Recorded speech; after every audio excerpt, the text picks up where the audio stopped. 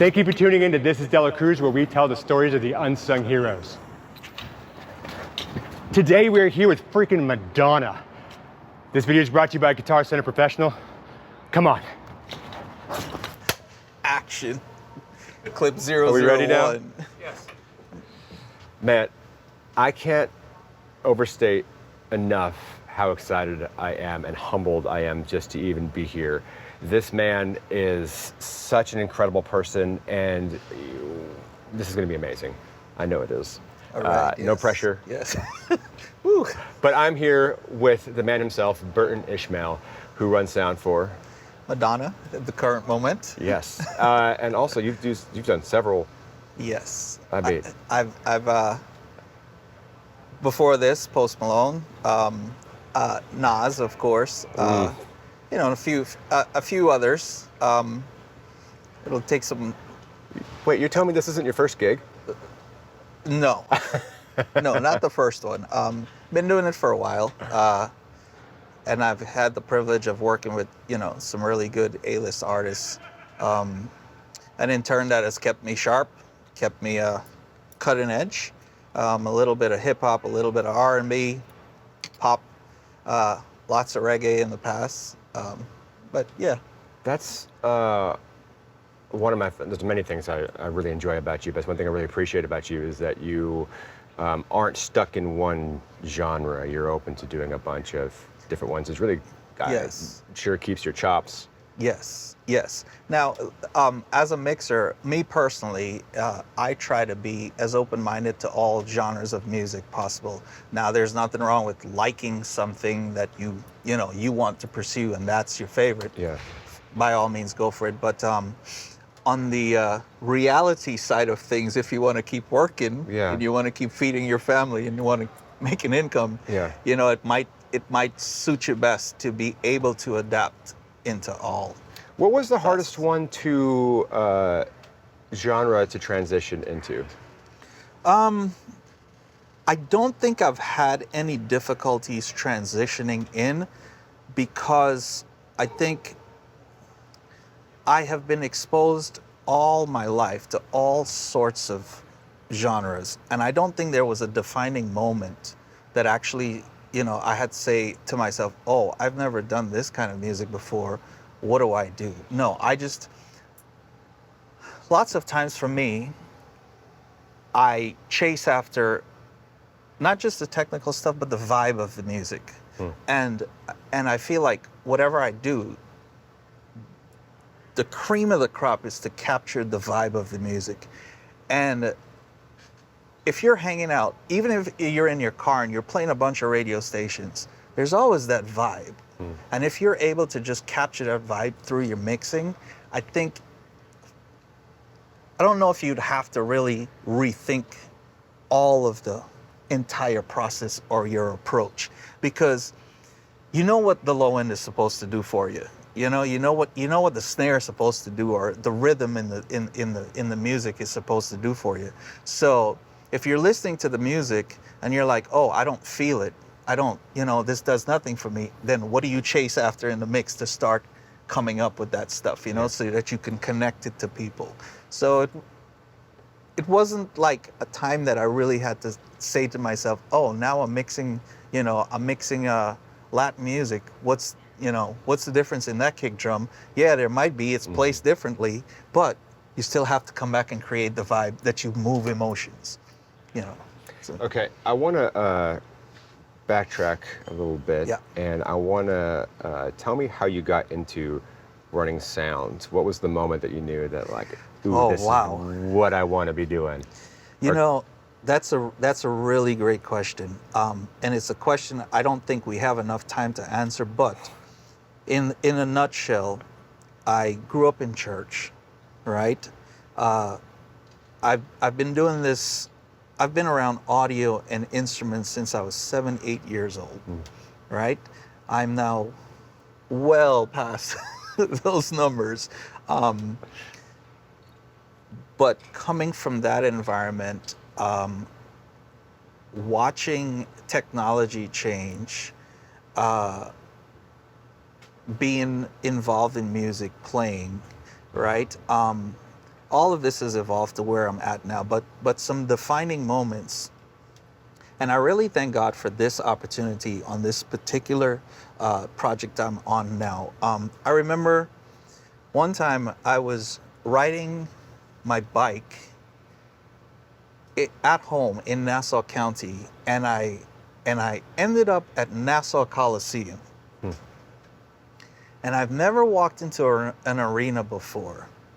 And somehow I saw this humongous building, you know, this was in the 90s, like mid 90s or so. So I walked around the building and there was an open door. I opened it and I walked in, left my bike outside, whatever. It was a dark room and then some lights were on stage. And maybe I was on the opposite side of the stage, at the other end of the arena. And all of a sudden there was a kick drum and somebody hit the congas or whatever it was. But that sound hit me in the chest, right? Hit me like, and I was like, oh my gosh, I've never heard anything like this before. Now, this is a time when, you know, in churches back then, you had a little mixer and you had 3 bands on your equalizer, and you're thinking that you can somehow create what you hear on records out of these 3 bands with the 1 reverb and the 1 fader, and you would chase forever. Like, how are they doing this? And then I walked into this environment and this thing just hit me, and I'm like, oh Lord, what is this? I've never heard anything like this before. That was one of the defining moments. And I said, I want to be able to do that. And then when I found out who was sound checking, it was The Who that was sound checking. I was like, oh, but the sound hit me so hard, I got so scared, I ran out the building. And then I heard the song, and then I walked back in, and I was like, oh, there it goes. Second defining moment.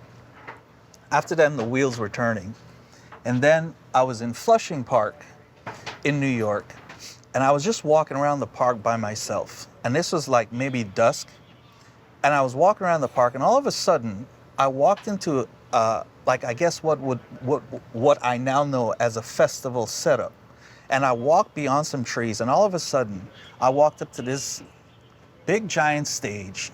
I'm the only one there, and I'm standing there, and I'm watching this big giant stage with all these speakers and all of that stuff, and I'm like, wow, this is where this could be. You know, this can actually transcend my thinking and whatever. Like, there is really a reality of this that exists beyond my imagination right now. So I'm standing there, and you know, I actually I said a prayer, and I said, God, take me here. Those were the absolute 2 defining moments. I knew that I was destined to be in this industry. And that was how many years ago? Oh my gosh, this was in the 90s. Do you still have that, you've been doing this for a while, is that newness and excitement still there after all of these years? Absolutely, absolutely. This is, and for those front of house guys out there, and anybody that's in the creative, you know, genre or whatever the case, whatever you want to say, this is for me an absolute privilege. This is an honor, because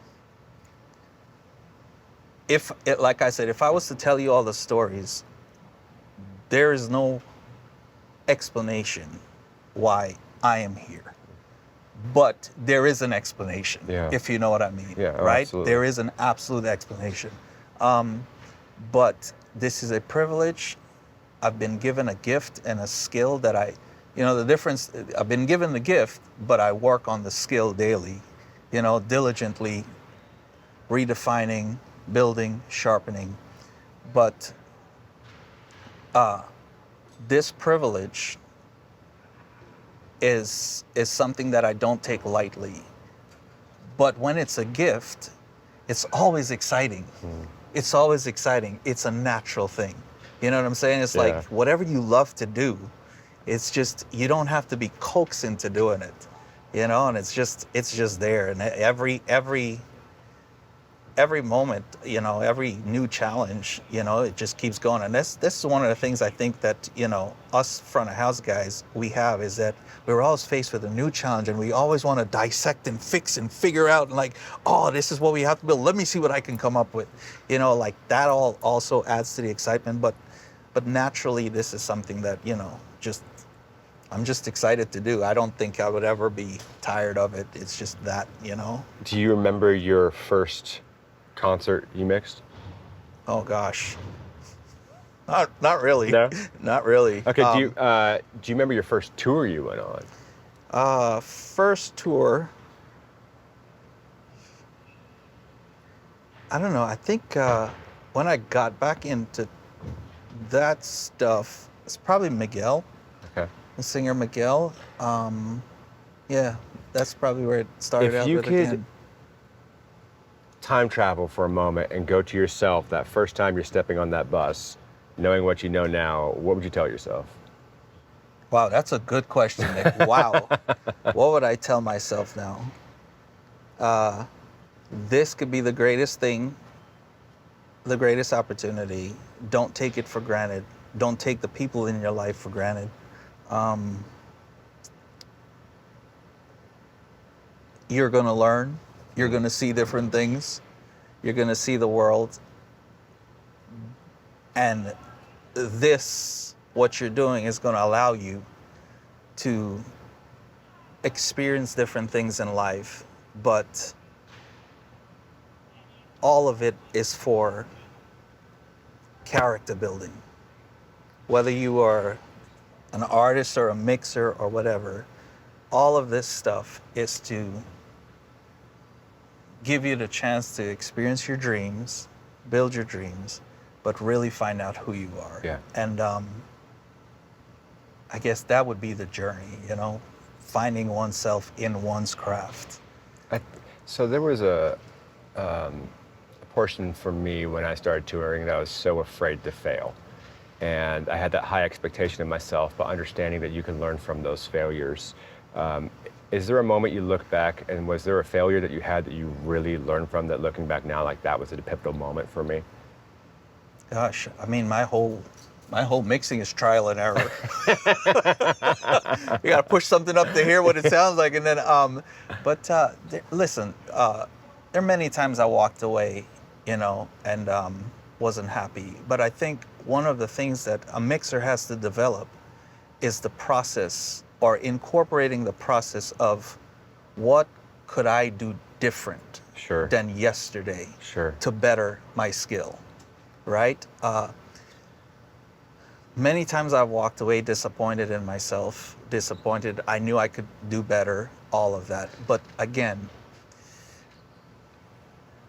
I couldn't pinpoint a specific time because I've failed so many times, so many times. But those are moments now that I have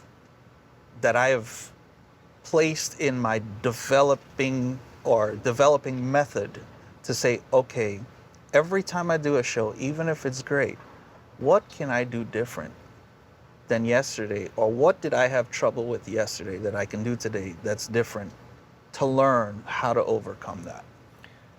Man, I love your mindset that you have, especially the positive mindset you've had this, because you spent so many years doing this and really crafting your skills. What would be your message to the engineers that are doing this and they just feel burnt out and tired and just kind of maybe doubting it or losing appreciation for that? What would be your message to them?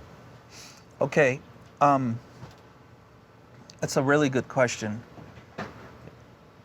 You cannot control the things outside of you until you control the things inside of you, right?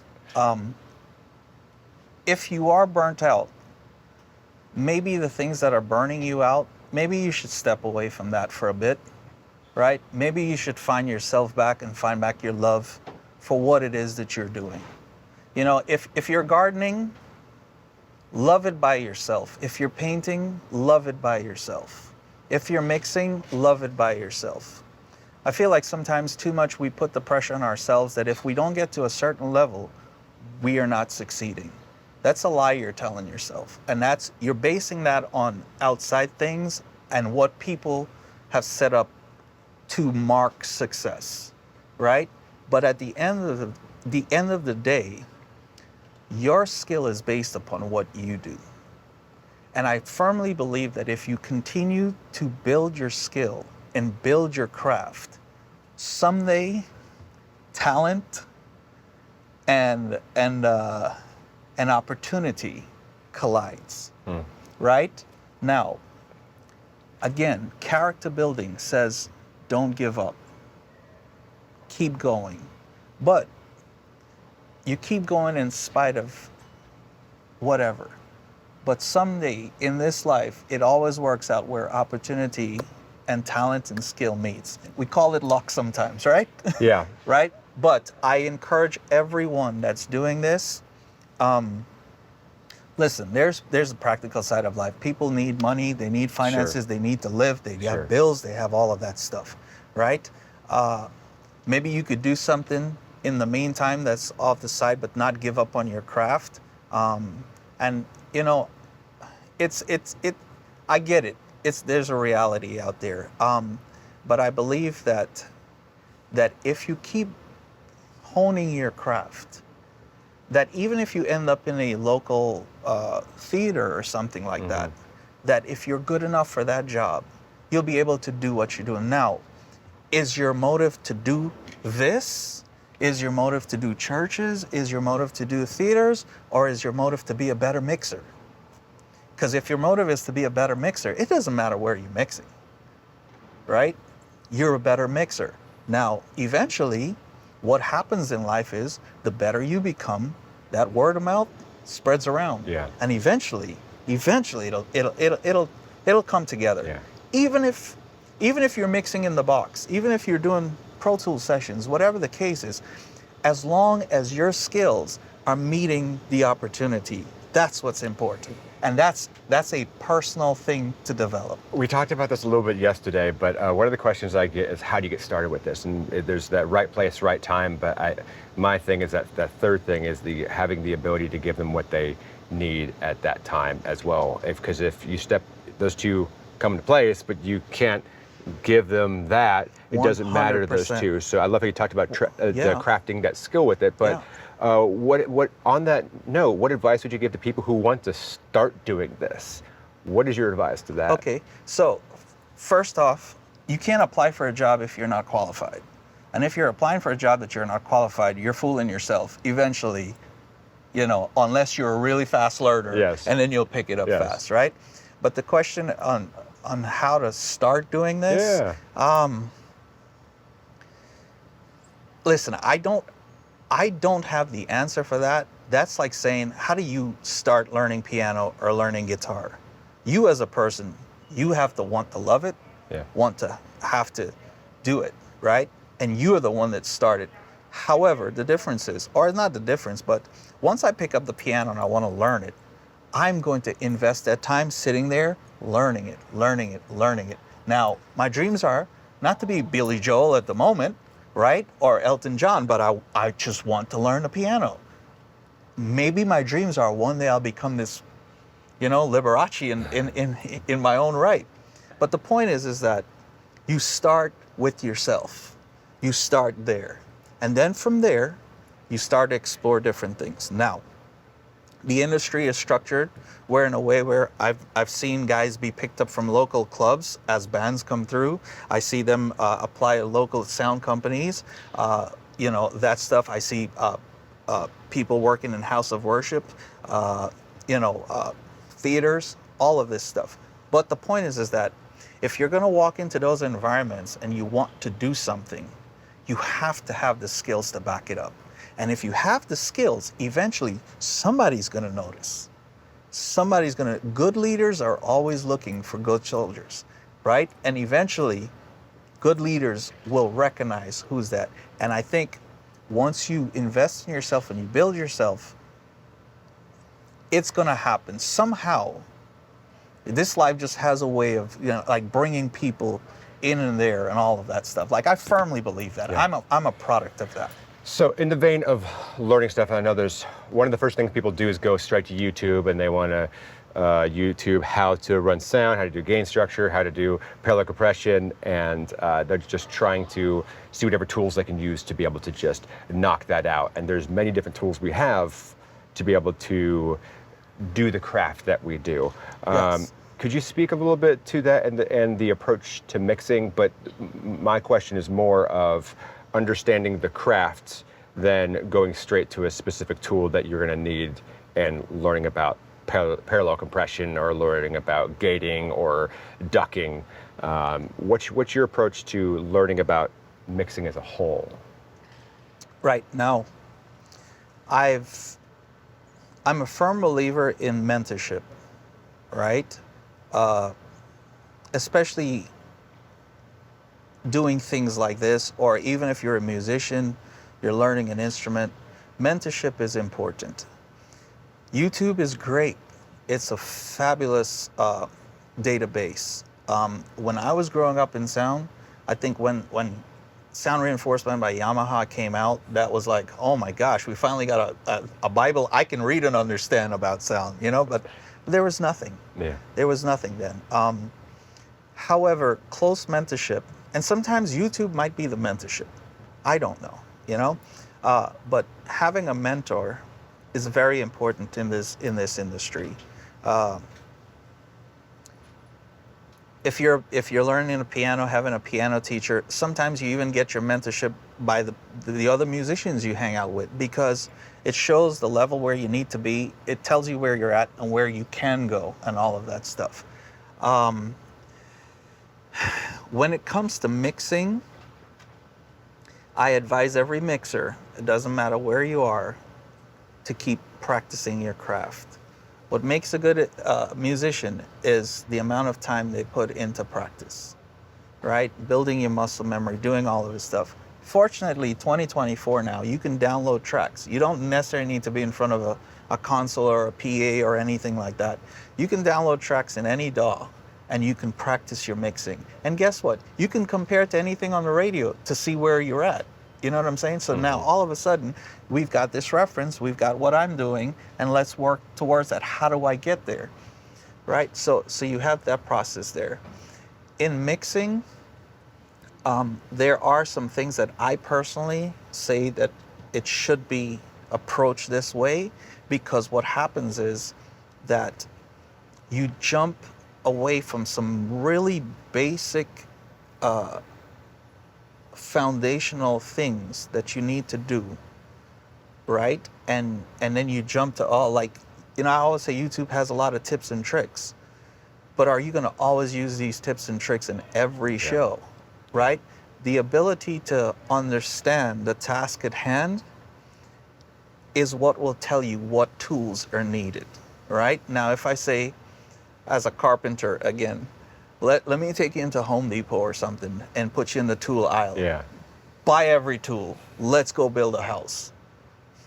What do I start with? What am I doing? Yeah. Am I Yeah. throwing concrete? Am Yeah. I building wood? Yeah. What tools are needed for such things?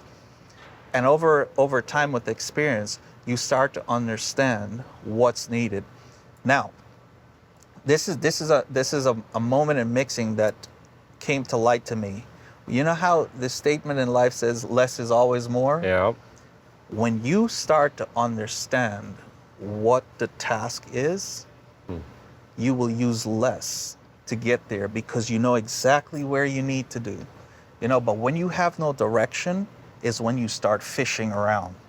It's now an experiment to get there, and that's hard. That was a tough one for me to learn, the quantity versus quality. Yeah. And as a young engineer, I went more for quality than the quantity. And it took a couple mentors like, you could turn it down, and you want to be a good mixer, you'll know when it's and everything's actually in its spot. So my son cooks a really, really good steak, right? And when I watch him cook it, it's not a lot that goes into it. It's just very minimal stuff, but it's how it's cooked. Yeah. That makes the difference. Same thing here. It's if you have a good objective, if you know where you're going, it's easier to get there with less work. you know? Yeah. And that's the key in this science. You have to know there's a subjective part and there's the objective part. Know the objective part, or in the subjective part, have an objective mind also, right? Don't stifle your creativity. Do what you have to do.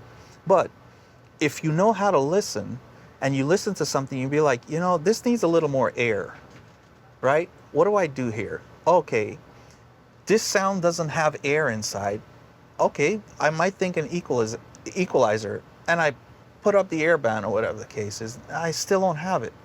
Or I think I have it, but then I don't have it. What do I do now? Okay, I need to build a sound. I need to build the air so I can raise the air. Now I'm looking at saturation. Now I'm looking at other things. You know what I'm saying? Yeah. But understanding, if I need air, okay, I put the EQ. Well, that didn't work. What do I do now? Oh, now I have to find another tool, right? Let me try that now. Okay, maybe it's a combination of both tools. Let me try that now. Same thing like, you know, if I got to cut a piece of wood, you know, and I got to cut it a certain way, I might need a couple extra things in there, you know, to pull it off. Yeah. But when it comes to mixing, start with the fundamentals and understand what you're trying to do, and you will make better decisions. That's so good. Now, sorry.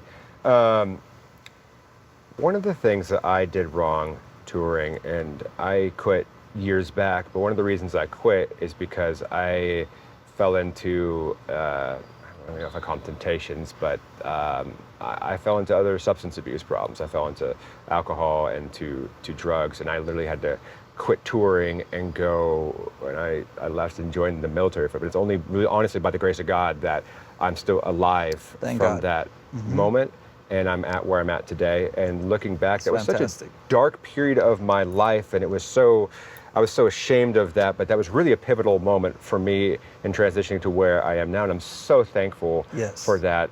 And if you don't want to talk about this, it's fine. We can cut this portion out. But my question to you, what is your advice to having a successful home life and work life and being able to balance that? Because touring's tough. Yes. It's on weekends, it's on holidays, you're going to miss weddings, you're going to miss birthdays, and you're in a different spot all the time. Granted, it's a little bit different from when it was in the 80s, but still you don't have the accountability there. But also, when you come back home, I don't think people understand that, like, you may not see the merch person, but he's there, and these people become like family. And you're with them all the time. You're so used to it. Then you come home and you feel like this emptiness of like, what's your advice? It's tough. So I mean, obviously that you have you've done this a little successfully, and you have a little experience. So what's your? So this is one of the best parts. So I don't want to skip this part because I believe that, you know, one of my big part of my life in this industry is character building, right? And I'm huge on that because I feel like that is a big thing. I've said this also in another time also. I said that skill and talent will get you in the door, but character keeps you there, right? Unfortunately, we're in an environment where, again, you said a key word, where accountability is left to ourselves. And if we don't first hold ourselves accountable, you and I both know all the nonsense that we can end up doing, and we can ruin. I mean, we've watched it all the time, right? Unfortunately. But that personal accountability, I had to learn. I'm still learning, right? On how to make that my number one priority. Again, integrity, your character is very important. And I always say, you know, this industry has a great way of testing that, because it could give you power, and you'll see what it's all about. It can give you money, you can see what it's all about. And I'll keep it real. It can give you open end to any kind of sexual thing you want. And those three things, if you don't manage them, it will really pull out of you the darkness out of you. You know what I'm saying? So you have to manage that stuff, right? You have to manage. Unfortunately, some of us, we don't get the second chances, or we don't get to redo it, and we do, and some of us do. But that's super, super important, because if you don't hold yourself accountable, right, then you're out here, there's no one watching over you. There's, you know what I'm saying? You're in a different city every day. You can do whatever you want. But it's key to understand that every time you do that, you're chipping away at yourself, right?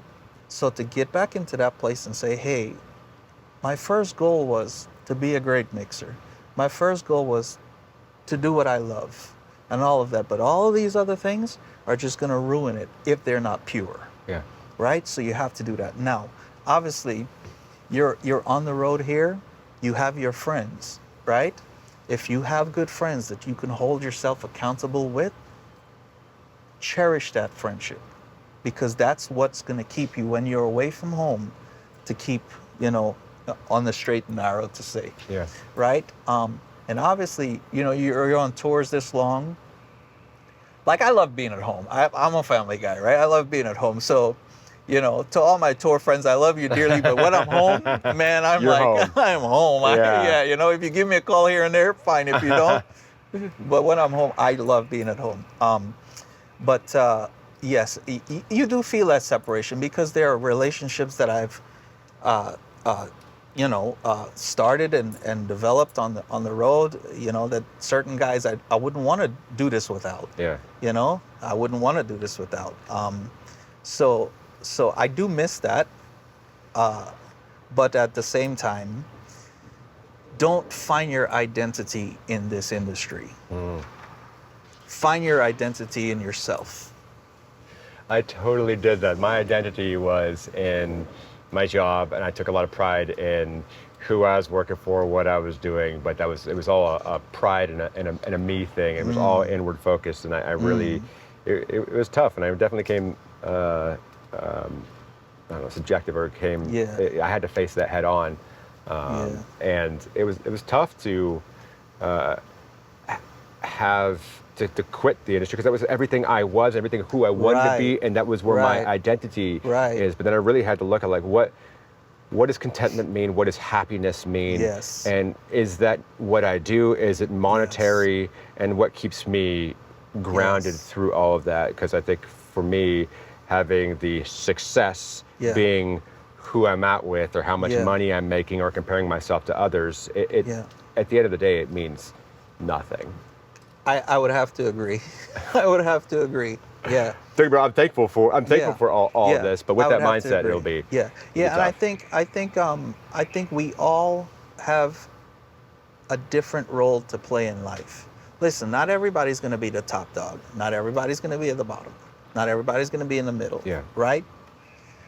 True happiness within yourself is what you should search for. Right? As long as you're able to do what you love, should be the first thing that you should be grateful for, right? Yeah. And then from there, develop yourself and see where life takes you. That's what I firmly believe. There's something we talked about yesterday I would love for you to mention, is about us being in a service position, a service mindset with stuff. Because I know there's some engineers who, and we've all worked with them, that they're in a mindset of, don't you know who I think I am, or this, where we are working for these people. So I know you've worked with some tough artists, and you've worked with some easy artists. What is your, with that, what's your mindset into that, with working with those different types of people? And like you said before, the service minded. Right. So the first thing that, and I know I don't want to sound cliche or anything like that, but when you work with enough artists, you will learn how to check your ego, right? And if you don't, you'll learn the hard way. But if you're going to come into this, you have to understand that you're picked to do a job.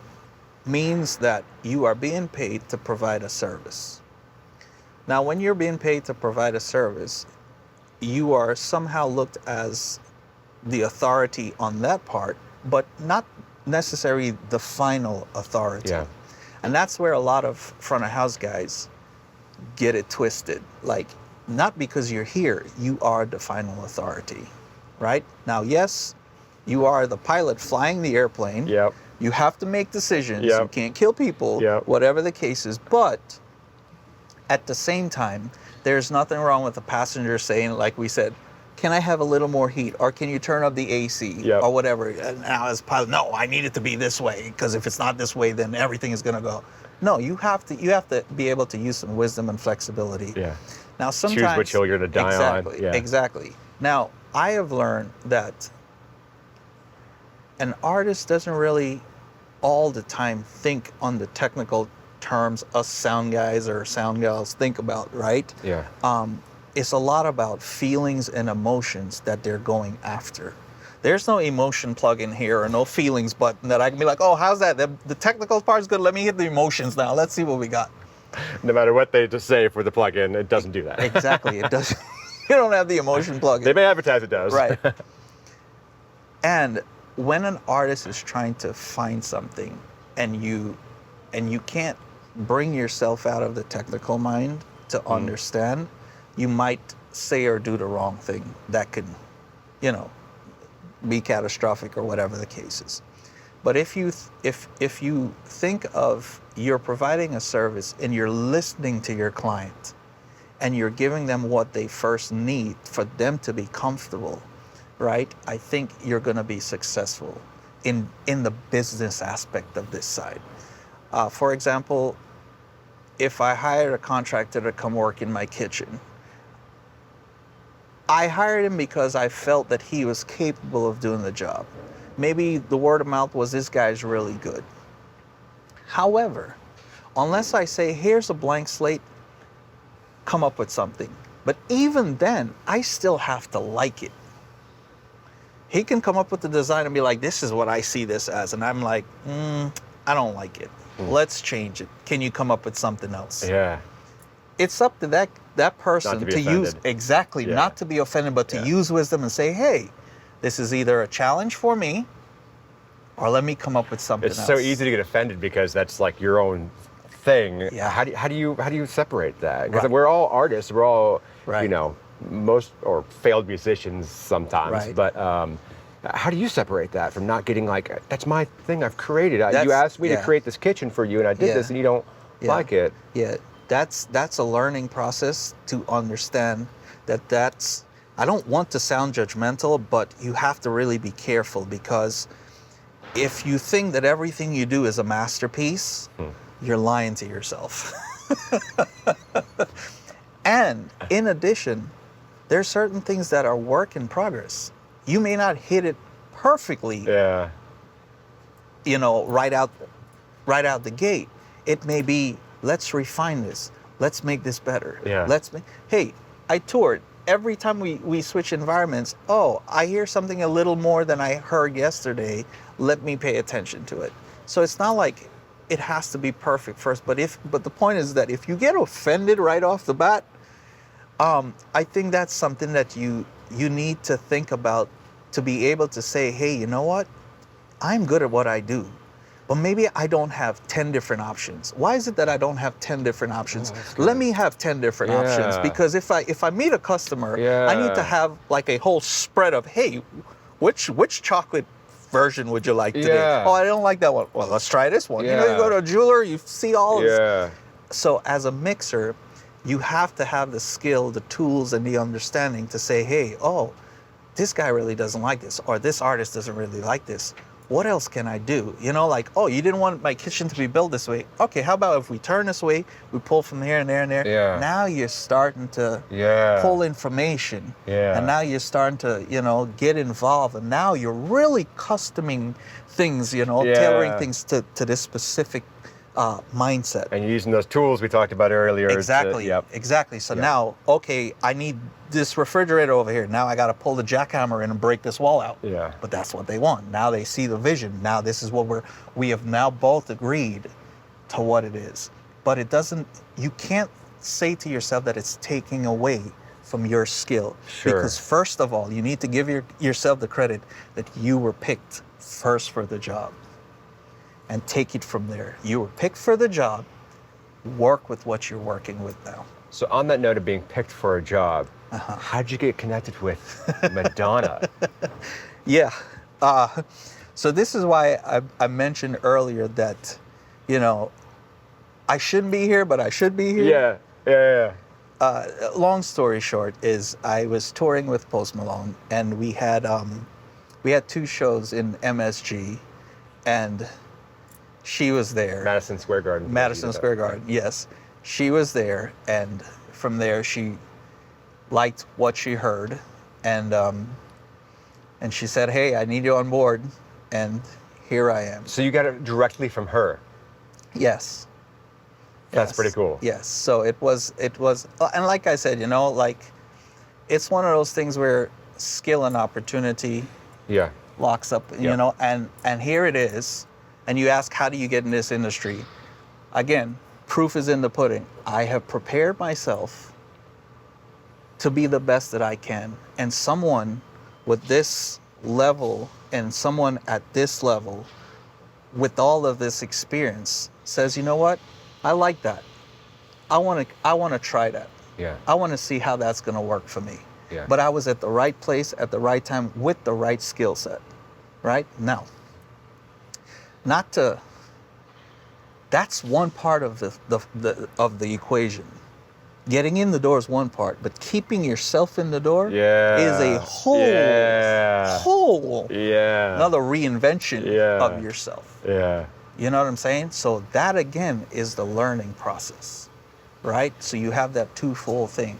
But that's why I'm here. You know, and I thank God for the opportunity, and I'm grateful that she has given me this opportunity. Yeah. You know what I'm saying? I'm super grateful, and we've had a good relationship.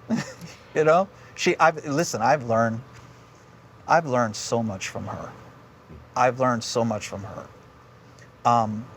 One of the defining moments I've had with Madonna is when I was in rehearsals in Brooklyn with her, and she was in another room, I was in another room, and I just listened. We can talk back, whatever, forth. But I would just listen to her talk, and I mean, by the way, she's very, very funny. You know, like, her other thing is to be a comedian, but she can make you laugh. But she said something one night that I think if I got anything out of this, that is the best thing I've gotten out of all this. She said one night, she goes, "I really want my sound to be great." I'm sitting there thinking, well, of course, which artist doesn't want to sound great? Like, duh, like, what's going on? She goes, no, you guys don't understand. And then she explained, she goes, what if a blind person came to my show? They couldn't see my costumes. They couldn't see my dancing. They couldn't see my video. They couldn't see my lighting. And all they had to do was sit there and listen to the sound. She says, I want that person to have the best concert experience that they could possibly have. And I said, wow, I need to step my game up. And from that day, but that, I mean, and if you listen to her, sometimes she drops these nuggets here and there. Like, if you pay attention, it'll change your mindset. Oh, that's why I understand why she is where she's at and why she's there for so long. Oh, that's so good. Yeah, she changed my life, man. And that was huge for me. Huge for me as a mixer. Man. This video is brought to you by GC Pro. From studios to concert venues to live event spaces, GC Pro designs and installs custom audiovisual solutions that far exceed your expectations. For more information, visit gcpro.com. This is a pretty dang impressive rig that you have here. Yes. I mean, yes. My gosh. Yes. My question is, how much of a say did you have in this? How much hands-on or did you just kind of walk in? Oh, no. Oh, no. A whole lot of say. Okay. A whole lot of say. So, the backstory is of this, right? When I was asked to do Post Malone, the challenge was 3 runways down on the floor. Okay, nice. So where are we putting this PA? Left and right? Down each runway? No. However, and I must give, if I can, shout out to the guys at PRG that, we first worked on the design, and then from PRG we took it to L Acoustics, Brooksy and Sully and the boys there, that helped out. But this concept, right, came from Brooklyn, New York. I was like, Brooklyn, New York. So in my early days, I used to do the West Indian Day Carnival Parade on Eastern Parkway in Brooklyn, New York. Okay. Wherein you would have a 53-foot trailer, sound on the two sides, sound on the back. What does that have to do with this? If you look at it, you have the sound on the sides, and this would be the back of the trailer. Oh. And in the trailer, the band and the DJs would be in the flatbed. That's in the flatbed. Huh. Just a lot bigger. A lot bigger. So, learning how to tune this, learning how to time align all of it, I did it there. Okay, so that kind of gets me into my next question for this. Right. With this, first off, what do we have here? As far as the brand or the deployment? Both. Well, both. So it's L Acoustics, and the deployment is we've got, I don't know if you can see it, but maybe you'll take a shot of it, but you've got 3 clusters on each side. Okay. And we name them M4 being the farthest back, M3, M2, and then what you see here is the M1 portion. So Is it M for Madonna? no, it's just mains. Oh, okay. Yeah, and that was from the Post Malone side too. We named it M1, 2, 3, 4. Okay. But you have those clusters. So I think we have about 16 or 18 cabinets here in the front, and that tracks through every portion. Okay. Right through, right? The center point is the center, right, of all of this. But as far as when you think of the alignment, everything moves from there this way, right? And that was something I had to figure out on these trucks. It's like people are on the sides and they're in the back, but the arrival of sound can't be different. Yeah, So, but in a truck, you don't have people in the middle of the truck, though. yeah, you don't. Well, and that's something that was the extra part of the challenge, right? That was the extra. And to be honest with you, that was, can we move the fridge over here? Right. To be honest with you, I don't think I've perfected that part yet.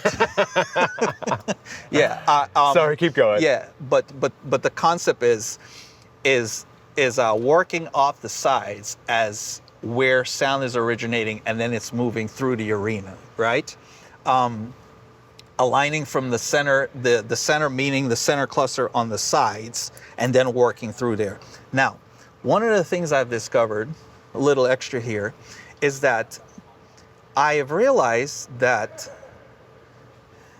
not to get too technical, but to get technical, when you lessen that direct to reverberant ratio and you put that sound close up front, it's a much, much better experience, much, much better mixing experience and all of that. But moving this stuff from where you have like the end stage stuff all the way down there and bringing it up, and then taking a lot of reflections off the floor, it's like you're almost eliminating a wall. All subs flown? There's some ground subs, but they only punt up to like 10 feet up front. But most of the low end for the majority of the audience comes from the flown subs. So spatial. Do you do much spatial stuff in your? So it is simply a left and right. However, I'm assuming not many hard pan stuff. Yes. You do have hard pan. Yes.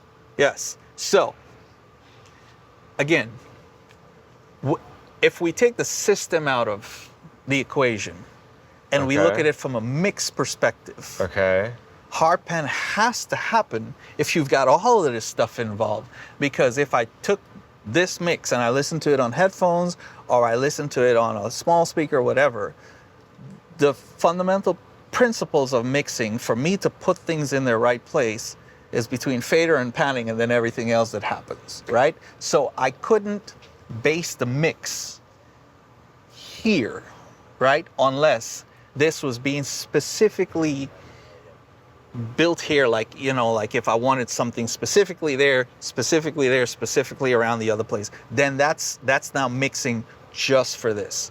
But this mix is built, intended for broadcasts, recording, all sorts of things. So the panning, the hard panning was involved, not because of thinking of this, but because of thinking of a mix. So how do you keep consistency through everybody with hard panning? Good. So you've got left and right here, and then you have right, which is the second one, and then you have left, which is the third. And then I think sometimes we run the back as mono, depending on how much is filled. So you're not right? doing left, right. In a sense, yes. In a sense, no. But Okay. not left as in left all through. That's what I meant. Yes. Yeah. No. It's a mixture. It's a mixture Got as it goes through. It's a mixture. Yeah. It's not left on this side and right, because then I was gonna say it's like No. hi-hat sounds way good up there. exactly, but it doesn't exist on this side. So that's what I meant on Okay, this system, this size of magnitude with this complicated, what's your approach to sound check and keeping consistency through it? Because it's tough. You got some seats that are pretty high up there. And I think this place is probably going to be full. So those people also, every seat matters here. Yes. So with this complexity, Yes. how do you make that translate So to that person? So based on my install background, which I've done many of, I've always, as an installer, tried to accomplish a ±3 deviation. You're telling me you're the SPL. ±3 throughout this whole... We shoot for it. If the boys down there are lying to me, I don't know, but we shoot for it. We shoot for it. At least that's the criteria. I said, hey, this is what we need. ±3 throughout. Maybe it is, maybe it isn't. However, I know that there's the same tonal characteristic down here is what is up there. Pressure difference might be a thing, but Sure. That's what we shoot for. So how do you get there? Yeah. So we get there by first the software, the prediction, and this is one of the things I like about this system is that you can use a computer-aided software, and I've always given myself an 85% chance of it being totally accurate. But when it does that and it gives you even more, and you start to build a confidence with it, then you're like, okay, yeah, I'm going to stick to this. But Andy SE, he's been doing a fabulous job, and he's been keeping it as consistent as possible, from top to bottom. With the stuff that he does on his end. So SE, the system engineer, tell me about that relationship, because at this caliber, you need a system engineer for that. Talk to me about the relationship between you and the SE and how important, or maybe unimportant, that is. Do you really want to hear the real story on this one? I want to hear the real story. Unfortunately, people find themselves in certain situations, and they have control over it, they don't. On the first day of our show, I had my previous SE, he had to leave, right? And he's no longer with us. However, on that morning, we come in on the first show day, we come in and we do all the tuning, and I'm the kind of engineer that I like to be so deep into my tuning, because I like to make my canvas. You're very hands-on. Absolutely. You're not just white glove it, walk out here, wake up, put your robe on. Only on festivals. Only on festivals. But on tours, no. I take it from top to bottom, right? So, Andy and we were hanging out that morning, and we're like, okay, I need somebody to crack open this stuff. And I said, Andy, can you do this? And he was like, 100%. And that's been the thing. So, out of the blue, this situation came up, and he's been doing a fantastic job. Now, I set certain criteria for him, and I said, hey, what I need is for you to manage the software and get me to where I need to be first in the software and make it reality. And I got the rest. So you're very hands-on. Yes, I got the tuning, I got the mixing, I'll land the plane. That's rare at this level. Yeah. So yeah, I was like, I'll land the plane. All I need you to know is know that software and know how to plot these speakers so that top to bottom is hearing the same thing I am. So you walk into a room like this, what's your first thing you're doing? On a tuning day? Yeah. Well, the first thing is we'll get coffee and then we'll talk a bunch of nonsense. But we use a system of 4 microphones, but every cluster of speakers I shoot for 8 different points within its coverage pattern, just to spatially average what's going on. So we deploy the microphones, send out some pink noise, and I have something called a target curve that I tune to, right? And I get that done, and we just walk through, and then we look at the delays and all of that stuff. But the consistency is based on an objective parameter. So every time we move out, we go back to that. Now, eventually, when all that's done, when it's tuned, it's time aligned and everything, we play the tracks. And that's where these now start to have to work. So you don't do a song, you go straight into virtual soundcheck. I don't soundcheck any other songs because, not that it's not relevant, but it's not relevant to what I'm going to do here. Okay. The bottom line is that this is the material that needs to sound good, not somebody else's CD, right? Yeah. Now, there's a lot of gray area in that. Sure. A lot of gray area in that.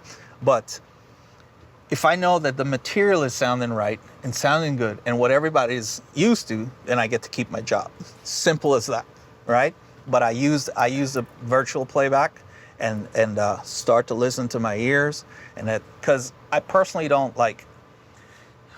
I use pink noise. I've always trained with pink noise to warm up my hearing and to start to get things flowing. So the more I hear it when we're doing it here, now my ears start to recalibrate. So by the time I get to playing the tracks, I know exactly what to listen for. Expand on that, warm up my hearing a little bit. Oh gosh.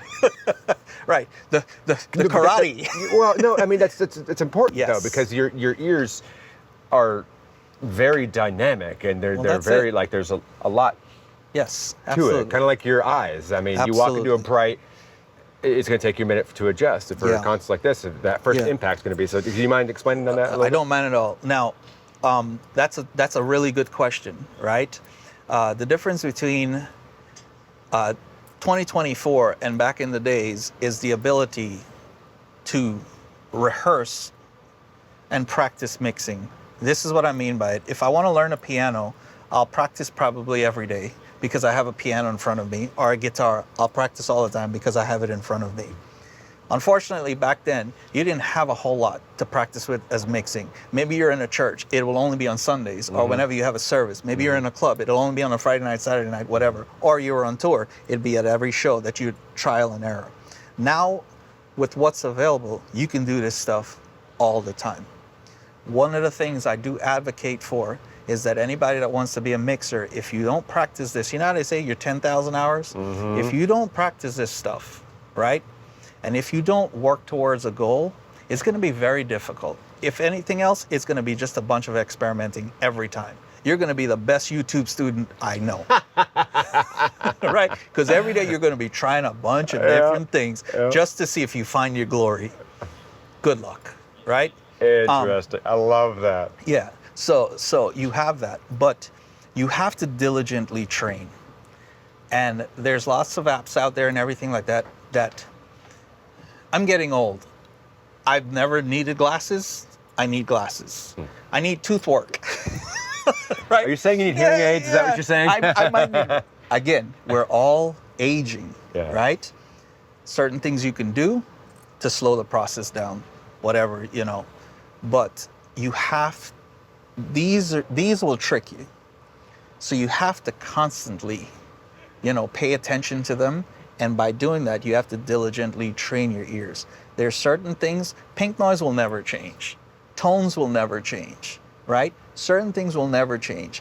Those things you always want to find something that you can constantly calibrate your ears to. And this is why I say it's a gray area, because certain people listen to a track and they know exactly what it's supposed to sound like and all that stuff. That's great, right? However, my thing is with that is that if you can balance the system with tools that are not influenced by anything else. Because when you listen to a track, and again, I'm touching on a gray area here, right? Sure. And when you listen to a track, what tells you that your ears are calibrated, and is everyone else hearing the same thing? Because I don't know what my physiological or anatomical level is compared to yours, Sure. right? So Sure. I rather use a machine that I know that keeps the consistency and start from there, and then get that to warm up my hearing and put that in perspective. Then I build off that. So a lot of ear training, continue to do it, continue to keep your hearing sharp. Make sure you're able to recognize frequencies. Make sure you're able to recognize several bands of frequencies where, when something is overly saturated, all of that stuff. Work on that stuff, and I work on that stuff up to this day. Can I ask a little bit about your mix? Yes. How many inputs are you doing for this one? Total, I think it's 2 cages, so it's around 96. By no means I'm mixing 96 channels. I think I'm mixing close to about 36 altogether. Okay, how many band members? So there's only one live player right now. Lots of the stuff has been recorded and put in the box. So we've built a lot of that. So a lot of tracks here, but Sure. one live musician. Sure. And that's it. So it makes it nice and easy and consistent for me. So Almost falling off. yeah. So let me ask this. Is she actually singing? 100%. That iconic voice. 110%. And I So do love all the haters out there say she's just Let out me of tell you tune. this, and I love it because she is wrong and strong when she's wrong and strong. And I love all, that's a very good point, right? One of the responsibilities I have here is to protect the artists. And what I mean by that is, a lot of people might come in here and be like, oh, she's just recorded singing vocals and all of that stuff, right?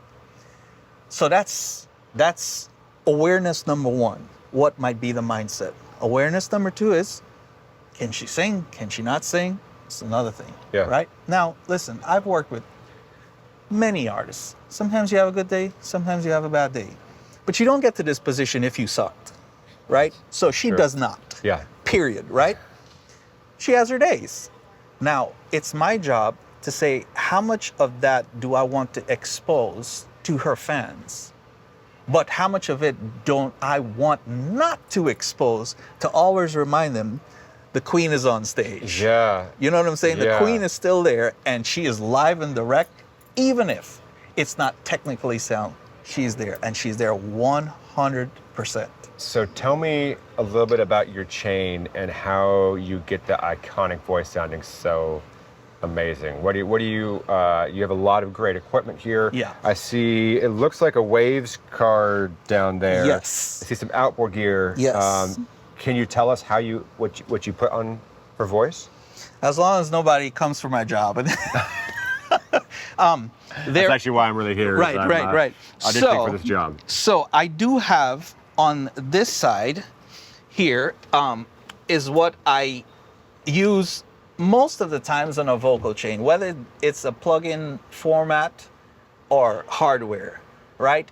In the desk, I do have the Manny Triple D that I've used to just get out some harshness and everything. Now, by no means I feel like I do justice to this iconic voice, right? But I get it to where it works. So what I have the analog side of things that I use, and it's again understanding how to separate elements in the mix and putting her voice where it needs to be. My approach is obviously to listen to it. I listen for unwanted resonance and so forth. And maybe in the console, I'll use a digital plugin that has a few more filters and you can tighten up and so forth and work on that stuff. Like I said, I've also used the Triple D by Manny Marroquin just to pull out some boxiness and harshness and stuff like that. But once I get the vocal to a decent sound, and like you want to say triage or something like that, and we fix that, then we start to do the analog enhancements. Now I have equalization, right? And the thing is with Madonna's voice is, it's strong, but it's not strong, right? So you have to build it up somehow. You have to warm it up because she has a higher register, you know. And one of the things I've always said as I've mixed her night after night is that she's got an incredibly unique tone. And it's signature voice, man. Signature you hear voice. that, you know it's her. There's no mistake. Yeah, like, and a one of a kind, you know? But I do add saturation, right? And I do DS, and then I add again some polish to it. One of my favorite pieces here is this Clearphonic that adds the little top end sheen. And then I take that block after it's built, and then I parallel compress it. So you take that into that? Yes. Oh, cool. So this is the half of the chain, and this is the second half of the chain. So I take whatever I've gotten and I'm satisfied with, I parallel compress it, and I do that for density. Because one of the things I don't like as a mixer, like, I don't like when the vocal sounds completely different from what's recorded or anything like that. Yeah. Also, if I have this huge mix coming at you all the time, and then the artist wants to address the audience, it shouldn't sound like a wimpy microphone. Yeah. You know, it should sound just as big, and this just capturing your attention, because those are the moments the artist really uses to connect with, you know, with their audience. And I need that to be solid. So that's, you know, this section right here is where, you know. Is this pre or post? This is pre. Okay. Are you a effects send or effects return guy? In this situation, it's off this Neve right here, and it's in the inserts. Okay. But it's send here, pre, and on the effects now, on this one, we actually have an effects engineer that does the throws and everything that's under the stage, which takes half the work away from me. So for the Rupert Neve design stuff, red or blue? Blue. For all of it? Red on her vocal. Okay. Blue on the mix. Okay. I love it. And let me tell you this, it takes me weeks to figure out which one I like. So, yeah. But, so just to give you a rundown here, everything is, I don't summon the console. I don't summon digital consoles. I sum outside. Could you explain to people that may not know what summing means? Okay, summing just means that you've got all of these inputs, and then they're going to finally, like, you've got all of this stuff, and it's going to come down through one faucet. Right? So you're going to sum it through this one pipe, and you're going to open that or close it as much as you want. So all of this stuff added is going to come through a bus or a gate or a summing channel. Yep. That's what it is. As simple as That's that. the perfect analogy I've heard. All right, keep going. Right. So that's summed. Everything is summed here, and then everything is inserted. So I have the drum side of things, and then I have the parallel on the drum side, right? So on this here again, I have the bass and the music, right? But on this Rupert Neve, it comes with a parallel blend knob, right? Yeah. So I had such a hard time with that because I'm old school. I like to, and I yeah, and you know, without getting too technical, it really is you really have to play with it because I know exactly what you're saying. And sometimes it doesn't always work. Sure. Right? It doesn't always work. Nothing against them. It's a fantastic product. No. Exactly. It doesn't always work with the genre or what you're trying to do, right? Yeah. But that doesn't say it doesn't work. It works. Oh, absolutely. You know, but it has to work for the thing. Unfortunately here, it has worked for this, right? So I was able to blend, you know, between the parallel and that. So there's a lot of parallel going on, right? So we have the vocal, the drums, and all of the music. That takes care of all of that. And then this part now comes to the mastering chain, right? So everything first comes to this SSL Fusion.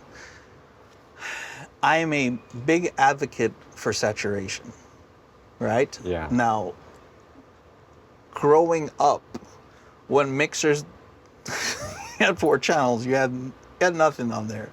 Having all of this analog background, and knowing, I don't want to say warmth, but just harshness didn't exist as much in the analog world as it does in digital, right? It's a little harsher for me. Yeah. right? So I've always looked at these really well-made devices, but they're still ones and zeros. Yes. And they're only going to go to Yes. ones and zeros no matter what you do. Yes. So somehow, if you want to get back to, I think the ears really like that distortion if you can control it, because it adds so much to it. Now the drive here that's on here helps me to get the RMS up. And one of the things with Madonna's music is over 4 decades, you've got so many different sonic footprints that you try to, like, at the end of it, it's got to sound like a master record where you can listen to the whole thing and it doesn't, like, it still shows you the time period, but it doesn't take you out of the moment. Yeah. Right? So you have to do that. So some of it is strong, some of it is not, but you can't add what's really not there unless you start to saturate. Yeah. And I know a lot of guys can, refute that, whatever, but fine, I get it. Yeah. Right? I don't have all the answers. But my approach is to saturate as much as I can, keep that peak level down so that the RMS could start to come up. Yeah. Right? And once you get the RMS up, you can mix a show at 95, you can mix a show at 101, and it sounds incredibly huge. Yeah. So anyways, that's going in there. Then this here is an insert, which is my Manly that I use to, it's an additive portion. The Mog for the air, right? Additive again. And then the Clearphonic. In my mastering, I always have that sheen from the Clearphonic from the plugin. So now I have this here. So that's an insert on this point. Now, I also go through this Fatso. The only thing I use the Fatso for is the clipper, the soft clipper that's built in that unit. Okay. And again, keeping the peaks down so that the RMS could come up. Now you're saying, why are you doing this here? Do you do it all the time? No, not necessarily all the time. But one of the challenges here is to make sure that music that's 40 years old sounds as relevant today as anything else on the market. So you're not going to go to a hip hop show and be like, whoa, what a sound system. It was hit me in the face. No, it's going to happen today with Madonna. That's so interesting. A point of, like, how do you emulate what was great from, some of it was even from the 80s, to make it relevant? That's right. So I didn't think about that. Right. So making sure that this tour sounds competitive with anything else out there. That when you walk away from here, you're like, I couldn't believe how much low end was existing in that music. You know what I'm saying? Whether you like it or not, but it's there. You know? But keeping that, being relative to what's happening now, right? That's part of all of this. So I use the clipper here again to bring down this. Obviously, in the mastering process, the compressor tickles one or two, but again, that's the gaining. That's the gaining of it. And then it goes through the limiter, which also disengages. Right, if you touch that button. It also has a clipper in there also. Okay. Right, that I clip again. So if I gain 3 dBs from here, if I gain 2 from here, right? Yeah. And I gain another 2. Yeah. Now I'm almost, what's that math? 7 dBs louder. Yeah. Right? But it's not just 7 dBs louder, but it's all the RMS and all of the saturation, all the body and all the fullness. Right, and it's right, and it's tapering off the harshness, and it's just building the mix to make it sound bigger than life. And then all of this now is reconverted, right, into the digital world by this converter, and then that goes to my lake, which I now send to the boys over there, and that's the process. I love it. What about any plugins? Yeah, so I've got the Soothe on her vocal also to help with the harshness. It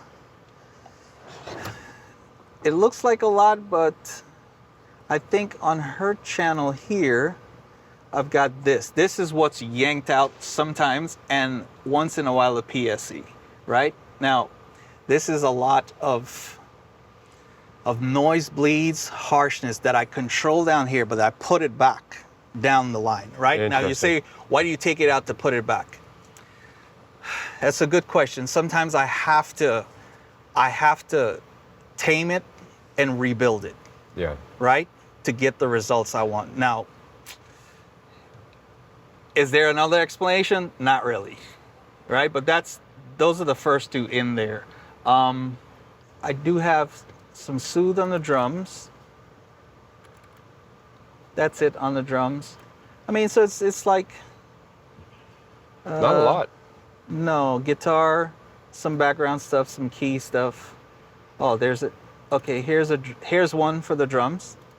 So Kramer tape, again, bringing that saturation, Yeah. that vintage sound back. Yeah. And then I think I've got, I don't know what this is, like a dB or two or whatever, just on the drum, on a plugin. And this remains throughout.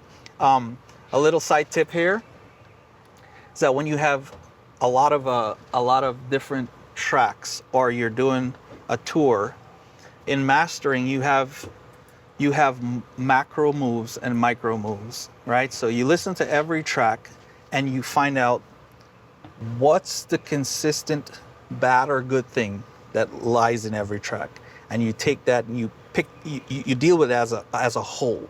So if you have a resonance that exists all the time, or if you need a boost that is needed all the time over all the tracks, then you go for that.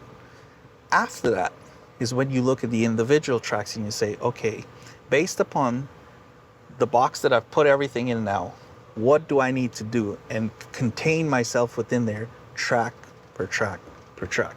So this is a macro move, right? Same thing on the analog side, they're macro moves. Anything else that's micro moves is done within the channel as far as shaping. So that's a little tip. I love it. I got a couple more questions for you. Yeah? What do you feel like separates a good engineer from a great engineer? Oh, wow. I don't know as yet. I'm still working on being a great engineer. Oh gosh, I don't think I have enough authority in this field of science to even say what's good and great. I could just say that first part of that question to answer is, if you know to yourself that you're not being the greatest you, then you can't be a great engineer if you're not being the greatest you to begin with. And what do I mean by the greatest you? If you're not practicing enough, if you're not working enough, and you're not working at your craft and your skill enough, there's no way you're going to be great. Yeah. So you have to first be diligent as an individual to your skill. I think the greatness, I mean, you might like a Van Gogh and I might not. Does that take away from his greatness? I don't know. You know, like if there was one great carpenter in the world, why is he not building every house? If there's one great engineer in the world, why is he not mixing every show? But the greatness shouldn't be that which is compared to everyone else. The greatness, I think, should be the greatest you can be, and let people appreciate that for what it is. And when people see that and they appreciate that, indirectly they're appreciating your hard work, all of that. That's what makes you great in their eyes. Because again, that's simply up to that. But to be great, I mean, you have to have your skills have to be in place. Yeah. If not, you're not going to be great at anything. Yeah. Right? And maybe if this was 100-foot dashes or anything like that, and we were in a race, then we could say, okay, well, this guy came in first, this guy came in second, he's the greatest. Fortunately, we don't do that. We don't need to do that. It's, I always say, like, if you're going to find yourself in an environment to compete, watch out. If you have to feel like you have to compete, that means that you've already triggered in your head some kind of either an inadequacy in yourself, where you should say, should I compete or should I learn? Especially in engineering. Yeah. Is this a time to compete or is this a time to learn? Yeah. And I think if you do that stuff, then you will be the greatest engineer you can ever be. And that's what matters. That's good. Yeah. That's good. So I know there's a lot of people who look up to you. Who do you look up to? Who are your mentors? Andrew Sheps. I've never met him. Gregory Scott. I like Okay. Gregory Scott. Those are on the commercial side. My everyday people around me that's in the industry, God's my inspiration, you know. So I draw a lot from my prayers. My brothers, they're in the music industry also. Obviously, my dad, my mom. On the technical side of things, I think growing up in the industry, like, I don't know if I've ever had that one person. I don't think I've ever tried to be like anyone, but I have learned from a lot of people. And I've done so many different genres that it was never, oh, this mixer that's mixed this, or this mixer that's mixed that, let me follow him or her. In my days, it was people that you worked with on a daily basis. And those were the people that challenged you to be a better you. So it was because of that age of the culture, right? That if I name the name right now, nobody would know, but it would be a person that has changed my life. Yeah. But when I've seen videos of those that, and this is why I believe in this stuff that you're doing, which, by the way, excellent. No, I appreciate it, man. Fantastic. Thank you. We need this. I appreciate it. This is where guys like myself will see other engineers do videos and they work, and you're like, yeah, that's really something nice, you know? And I see, and then once in a while they'll talk about their history and you're like, oh, that's cool. I can relate to that. I can relate to this. But the people that have mentored me, I mean, there's a lot. There's a lot of them there.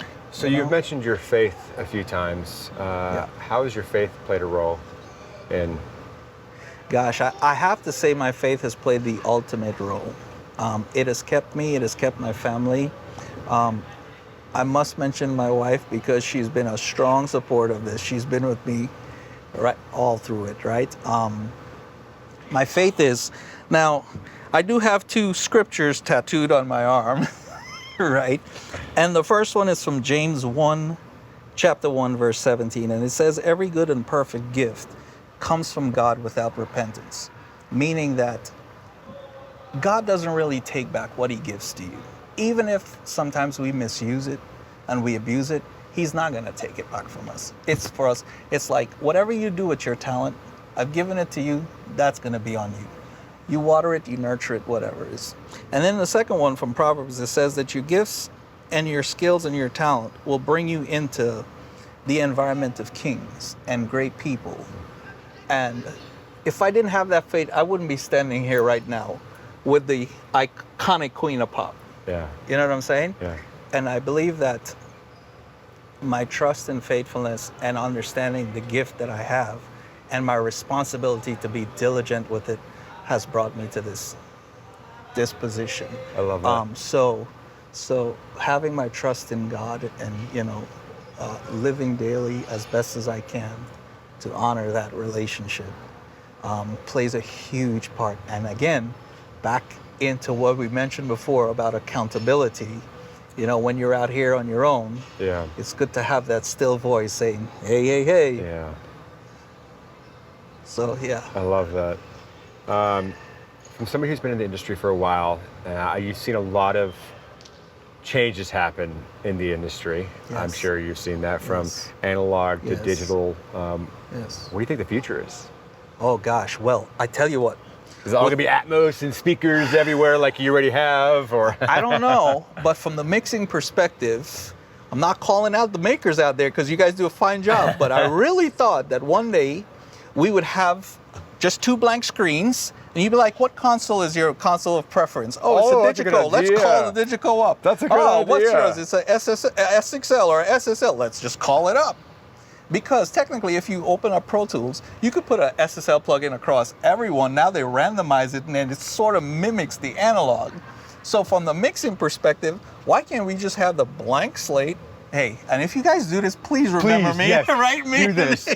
Please do this. Yeah, and you know. Yeah. Some royalties would be great. Yeah, we'll use this as proof. But that's where I would love for the desk to be. Unfortunately, unless we get to the point where you're gonna walk in with your AirPods or whatever it is in your ear in a concert and listen to the mix directly, we have to rely on that. Yeah. Right? I don't think we're getting away from that anytime soon. This stuff will always be this stuff. The AI certainly making its way in now. Yeah. It will help a lot. You know, I would hope that one day we can be able to take a file from the studio, load it in a console, and boom, it's the record. Now, what does that do for mixers? I don't know. What does that do for our jobs? I don't know. But as far as all the different mediums that we're going to be mixing in for the experiences and all of that stuff, it's great. And I'm all for it. This is where we're at. Whatever will enhance the experience. I just don't know. Like, I'm not thinking that far. Sure. You know, I'm not thinking that far. So I really couldn't, say what I hope the future would be. I would just say what I would hope this would turn out to be one day. Yeah. And just loading a file from the studio in here with all the whatever was done. It's possible. If it's not, then whatever.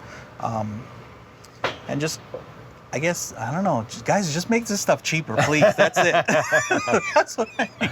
Well, I know you have to get to a dentist appointment to get a chipped tooth. Yes. If people want to follow you on social media and follow your career, where can they follow you at? FOH Burton. FOH, front of house, Burton. BURTON. As simple as that. Or a Madonna show near you. Thank you so much, man. Nick. This has been a pleasure. Absolutely. My pleasure. Thank you, guys. Thank you so much.